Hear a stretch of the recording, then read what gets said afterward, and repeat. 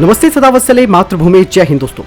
दोस्तों भारत अपने Sukhoi 30 MKI बेड़े को सुपर सुखोई कार्यक्रम में बदल रहा है। ये बात आप सब जानते हैं, क्योंकि इससे पहले भारत ने रशिया से ये बात की थी तो रशिया ने भारी भरकम पैसे मांगे, जिसके चलते भारत ने ये फैसला ले लिया कि भैया हमें अब अपना ही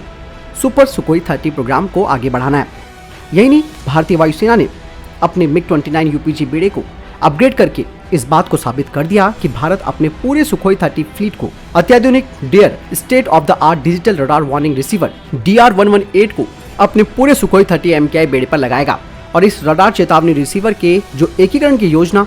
सुपर SU-30 प्रोजेक्ट के तहत बनाई गई थी, जिसमें कि एयरफ्रेम में कोई बदलाव किए बिना विमान की वर्तमान क्षमताओं को और मजबूत करने की योजना बनाई गई थी, और इसमें HAL सपोर्ट भी कर रहा है। दोस्तों, जब सुपर सुखोई प्रोग्राम में कोई प्रगति नहीं हुई, तब इंडियन एयरफोर्स ने पुराने 3rd generation analogue radar warning receiver को नए 6 channel digital radar warning receiver से बदलने का फैसला किया, जो न केवल एक विस्तृत गतिशीलता, रेंज और बड़ी बैंडविड्थ प्रदान करता है, साथ ही ये एक ही समय में एक अच्छी सेंसिटिविटी, सिलेक्टिविटी और वाइड बैंड तत्कालिक बैंडविड्थ भी प्रदान करता है।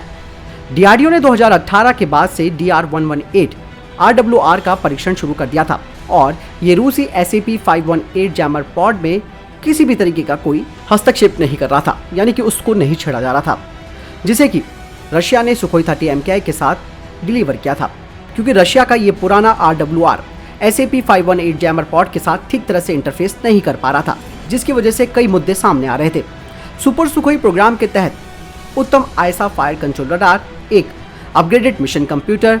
एक new generation infrared search and track sensor, large touch based smart MFDs और इलेक्ट्रॉनिक वॉरफेयर सूट सहित स्वदेशी रूप से विकसित एवियोनिक्स को अपग्रेड और इंटीग्रेटेड करने की योजना बनाई गई थी। डेयर के हाई बैंड जैमर और digital DR-118 radar warning receiver के साथ इसे लगाया जा रहा है, लेकिन अब ऐसा लग रहा है कि ये बड़े स्तर पर अपग्रेड लागत को कम करने के लिए बहुत ही छोटे छोटे स्तरों में होगा, यानी कि इसके फेसेस के बहुत छोटे छोटे स्तरों में होगा।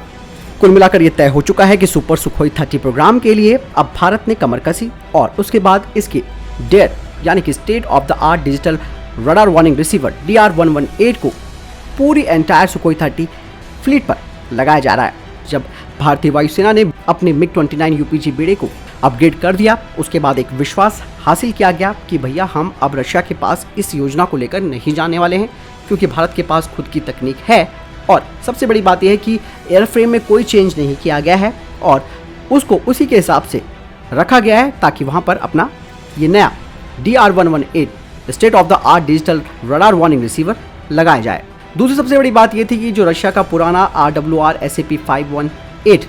वो अभी भी जैमर पॉड के साथ सही तरीके से इंटरफेस नहीं कर पाता है, और यही सबसे बड़ा तकनीकी मुद्दा इस पर बना हुआ है, लेकिन इसका भी ऑप्शन निकाल दिया गया है।